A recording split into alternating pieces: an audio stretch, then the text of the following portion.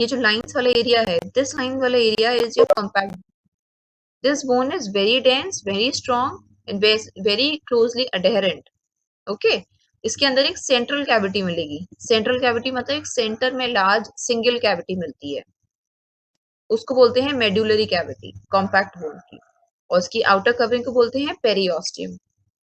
ठीक, तो compact bone एक सिंगल लार्ज कैविटी हो गया जिसको बोलते हैं मेड्यूलरी कैविटी। इसके अराउंड जो कॉम्पैक्टली है, very dense very strong bone, that is your compact bone. ये कॉम्पैक्ट बोन आपको कहाँ पे मिलेगी? ये आपको बोन का, ये टिपिकल लॉन्ग बोन का वो है डायग्राम। उसमें एंड्स होते हैं, ये जॉइंट बनाते हैं, और सेंटर वाला पार्ट होता है लॉन्ग पार्ट, इसको शैफ्ट बोला जाता है। बोन के पार्ट्स क्या क्या हो गए? एक शैफ्ट होता है, दो एंड्स होते हैं। शैफ्ट वाले एरिया में हमें कॉम्पैक्ट बोन मिलती है, और जो एंड्स होते हैं उसमें हमें स्पॉन्जी बोन मिलती है। जो दूसरी टाइप है कैंसलस बोन या स्पॉन्जी बोन, ये हमें एंड्स पे मिलती है। इसको कैंसलस या फिर स्पॉन्जी बोन क्यों बोला जाता है? क्योंकि देखने में स्पॉन्जी बोन एकदम चीज जैसे लगता है, जैसे चीज को आप काटते हैं वैसे लगता है। इसमें ये ऐसा नेट टाइप स्ट्रक्चर होता है, इसमें होल्स होते हैं, multiple holes are present, multiple cavities are there. These cavities are known as ट्रेबिकुले।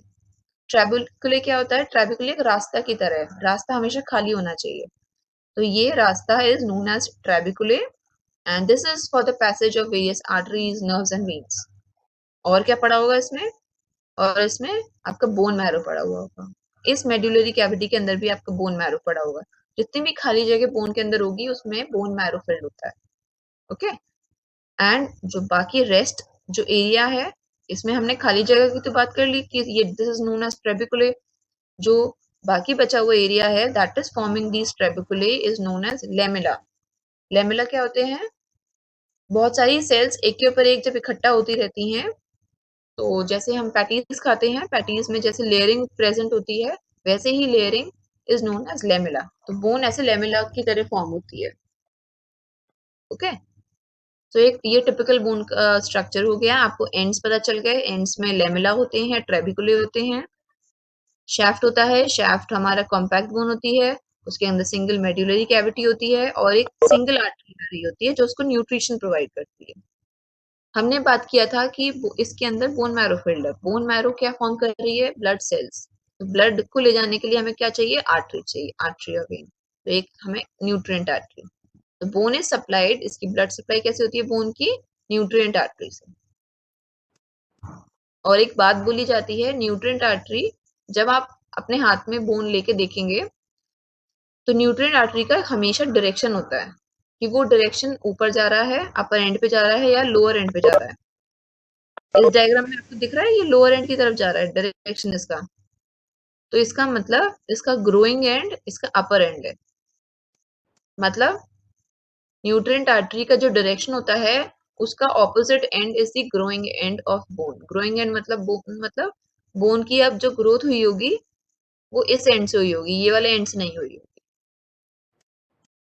ये वाली बात सबको समझ में आ गई? बाकी जब आप हाथ में बोन लेके देखेंगे तो आपको ये वाली बात बिल्कुल समझ में आ जाएगी कि ये न्यूट्रिएंट आर्टरी के डायरेक्शन का क्या मतलब है।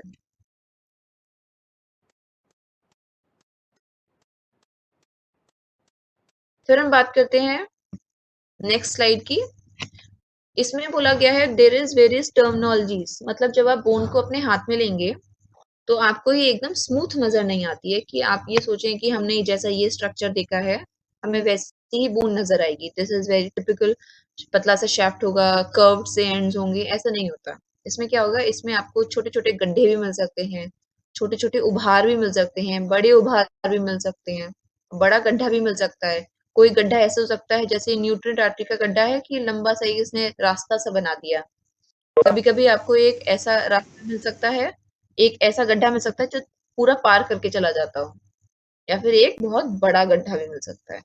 ये सब फीचर हमें एक्स्ट्रा फीचर्स होते हैं जो हमें बोन के अंदर मिलते हैं।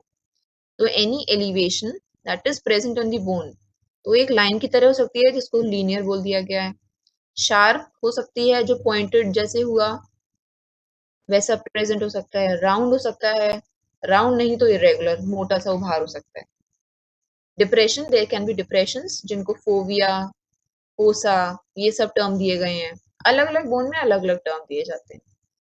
ओपनिंग्स प्रेजेंट हो सकती है किसी भी बोन में, there can be various openings, जैसे फोरामेन बोल दिया, फेस के अंदर, फेस के अंदर कोई ओपनिंग प्रेजेंट है जिसने अंदर के पार्ट को बाहर के पार्ट से कंटिन्यू किया, वो ओपनिंग हो गई। कैविटी प्रेजेंट हो सकती है, कैविटी कहाँ पे मिलेगी, वो भी फेस में मिलेगी। फेस का मैंने बताया था एयर फिल्ड कैविटीज, वो कैविटी मिलेगी। स्मूथ आर्टिकुलर सरफेस, बोन अगर किसी और बोन के साथ जॉइंट बना रही होगी तो वहां पर आपको एक स्मूथ सरफेस दिखता है, और उस सरफेस को बोला, टर्म दिया गया है आर्टिकुलर।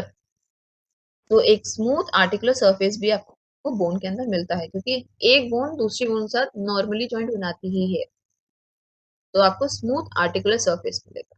स्मूथ आर्टिकुलर मतलब, articular surface is that surface जो बोन का वो पार्ट है जो जॉइंट में पार्टिसिपेट करेगा, जॉइंट फॉर्मेशन में, और ये हमेशा स्मूथ होता है, इसलिए नाम दे दिया smooth articular surface.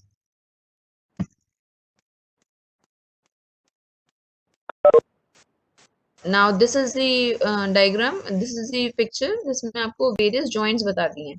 Plane joint, plane joint किसमें होता है, दो वर्टिब्रा के बीच में। हिंज जॉइंट, हिंज जॉइंट जैसे आपके एल्बो में प्रेजेंट होता है, जो एक ही डायरेक्शन में मूव कर सकता है, not in the opposite direction. फिर आ गया पाइवट जॉइंट, पाइवट जॉइंट मतलब ऐसे सर्कुलर मूवमेंट जो फॉर्म करे। फिर आ गया इलिप्सॉइड जॉइंट, इलिप्सॉइड मतलब पूरा मूवमेंट, अच्छे से मूवमेंट करे, यस नो मूवमेंट के लिए इलिप्सॉइड जॉइंट, जो आपके स्कल और फर्स्ट वर्टिब्रा के बीच में होती है। सैडल जॉइंट, सैडल जॉइंट कैसा जॉइंट हो गया, जो हमारे थंब में होता है, मतलब ये किसी भी डायरेक्शन में मूव कर सकता है, ऑलमोस्ट किसी भी डायरेक्शन में।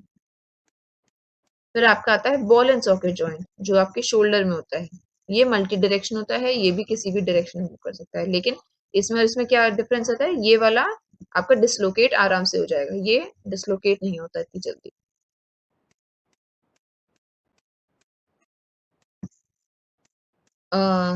ये हमने जो भी अभी लेक्चर लिया, this whole was related to your bones.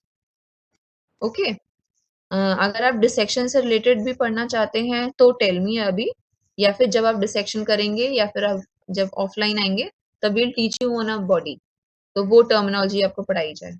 अब आप मेरे को बता दीजिए, आर यू इंटरेस्टेड इन अभी?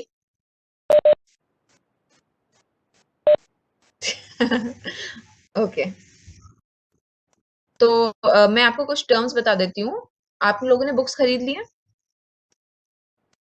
कौन सी खरीदी है? अच्छा, बीडी चौरस से विश्राम सिंह खरीदी है?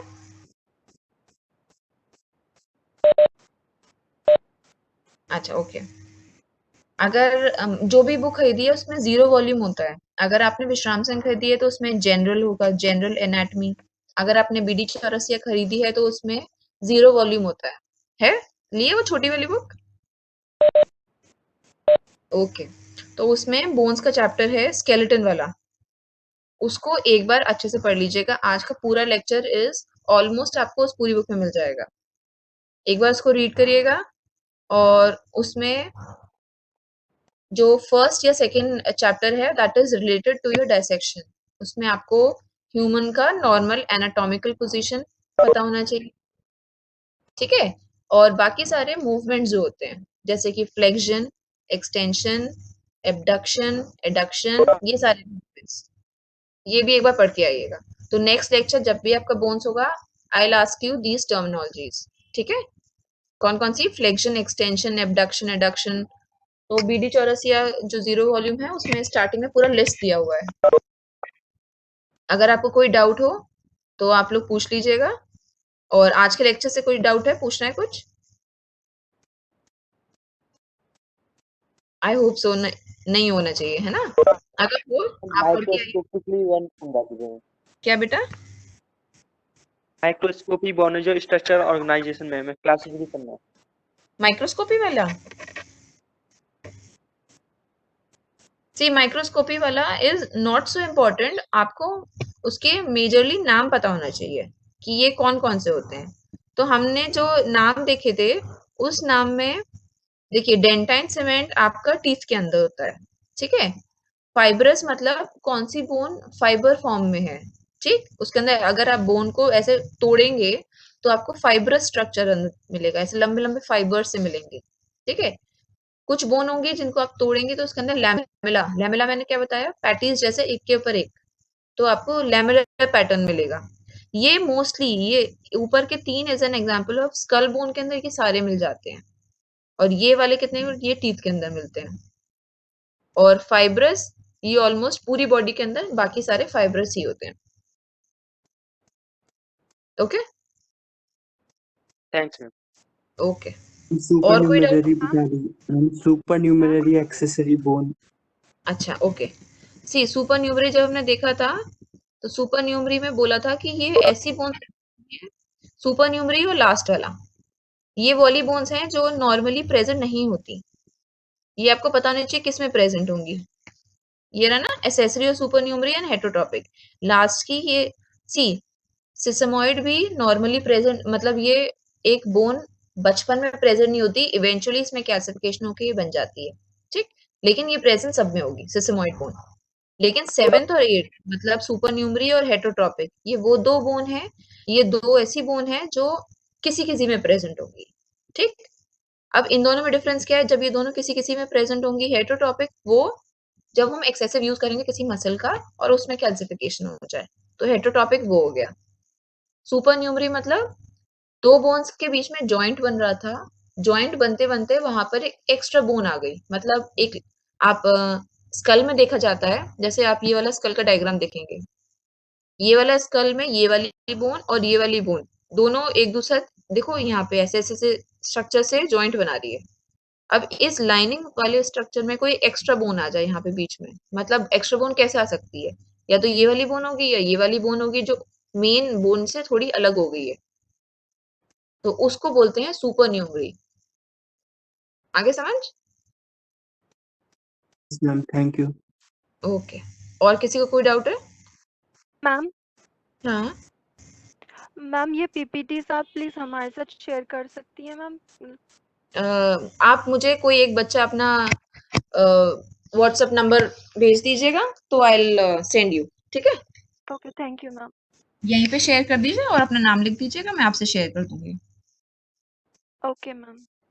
फोन नंबर या फिर ईमेल आईडी कुछ भी भेज देना, ओके। मैम या फिर इसी दोनों चैट भेज में लिख देना। दूं? हाँ मैम यहीं पर लिख दूं?